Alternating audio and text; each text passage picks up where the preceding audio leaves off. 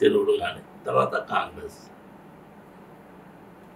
దాని తర్వాత మేము గ్రామ పంచాయతీ వార్డు మెంబర్, సర్పంచ్ నాకు యునానిమస్గా చేసారు గ్రామంలో. నాకంటే సీనియర్ వచ్చి నేను చేస్తా అని చెప్తే అలాగే ఇచ్చాను. గ్రామ పంచాయతీ వార్డు మెంబర్ తీసుకున్నాను. అంటే ఏంటంటే పర్టికులర్గా ఇది కావాలని లేదు, సేవ చేస్తానికి ఏముంటుందని. దాని తర్వాత మండలిక వ్యవస్థ వచ్చింది. నేను అప్పుడు కాంగ్రెస్లో ఉన్నా. ఎన్టీ రామారావు మండలాలని చేసుకున్నాను. బ్లాక్స్ సమితి ఉండే అప్పుడు ఆ బ్లాక్ తీసి సమితి తీసి మండలాలు చేసిన, మండల కేంద్రీకరణ చేసి అప్పుడు మాది కుత్బులాపూర్ మండలం. కుత్బులాపూర్ మండలంలో కూడా ఏంటంటే అర్బన్ ఏరియాస్ అంతా అప్పటి తెలుగుదేశం, అర్బన్ ఏరియాస్ అంతా కాంగ్రెస్ వైపు ఉన్నాయి కనుక రూరల్ ఏరియా అంతా టీడీపీ వైపు ఉందని లాస్ట్ మూమెంట్లో బైఫర్కేషన్ చేసింది. బైఫర్కేషన్ చేస్తే అప్పుడు కనీసం వాటి ఆస్తులు కానీ వ్యవస్థ కానీ చేంజ్ చేయకముందు మండలాలు కుత్బులాపూర్ మండలం, కుత్బులాపూర్ మున్సిపాలిటీ అయింది. కానీ మండల్లో ఏ ఒక్క గ్రామం కూడా కుత్బులాపూర్ మున్సిపాలిటీలో లేదు. అప్పుడు అయితే దుండిగల్ రావాలి, లేకపోతే బోరంపేట రావాలి, కొంపలు రావాలి. నేను కుత్బులాపూర్ మండల్కు ప్రెసిడెంట్ అయినా ఎలక్షన్స్లో. దానికి ఒక గ్రామం కూడా సంబంధం లేదు, కానీ ఆఫీసులన్నీ అర్బన్లో మున్సిపాలిటీ ఉండే. ఇప్పుడు ఎట్లయితే రంగారెడ్డి జిల్లా ఉంది, రంగారెడ్డి జిల్లా ఉమ్మడి రంగారెడ్డి జిల్లా అప్పుడు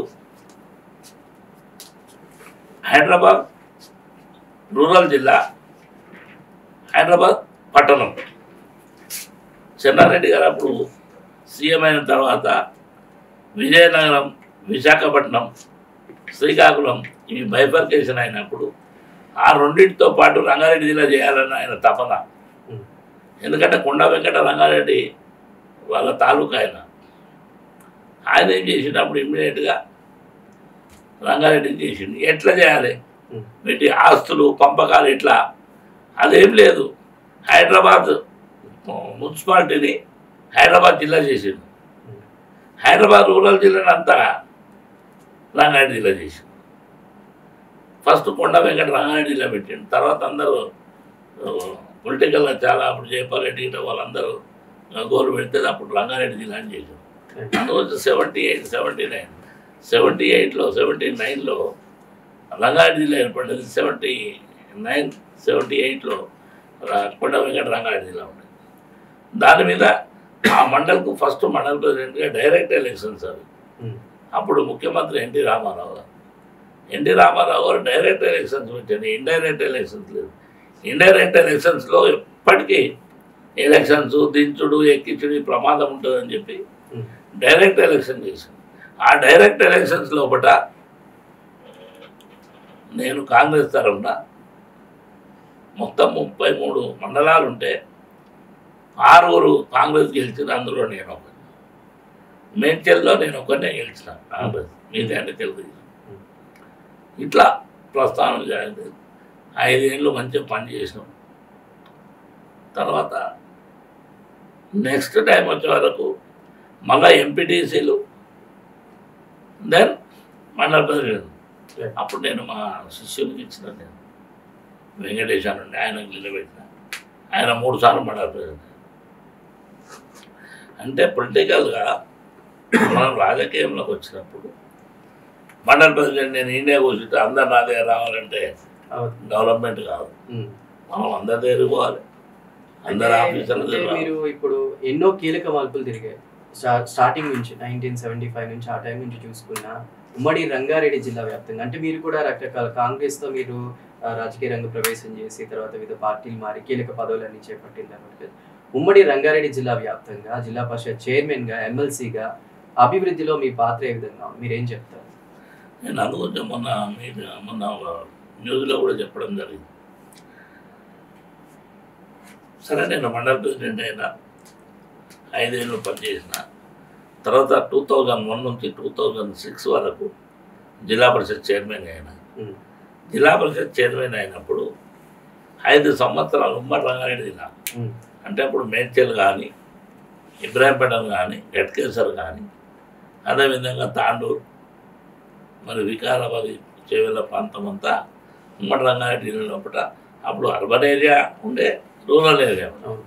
అభివృద్ధి చెందినటువంటి పట్టణాలు ఉన్నాయి, వ్యవసాయం ఉన్నటువంటి రూరల్ జిల్లా ఉంది. అప్పుడు నేను జిల్లా పరిషత్ చైర్మన్.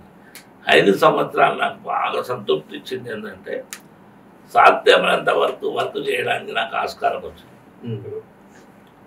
అప్పుడు ఉపాధ్యాయ లోకంది కూడా చాలా వాళ్ళు మినిట్ టు మినిట్ వాళ్ళు రన్ చేస్తారు.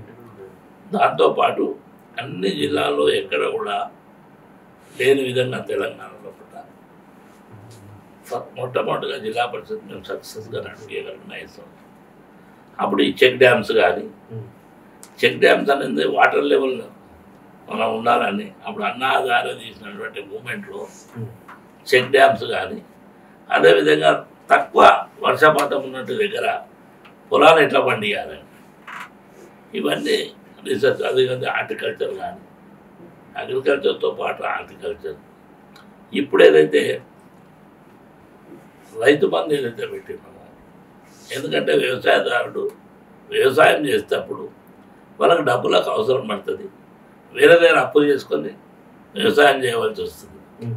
కనుక ఈ కేసీఆర్ గారు గ్రౌండ్ రియాలిటీ ఉన్నటువంటి వ్యక్తి.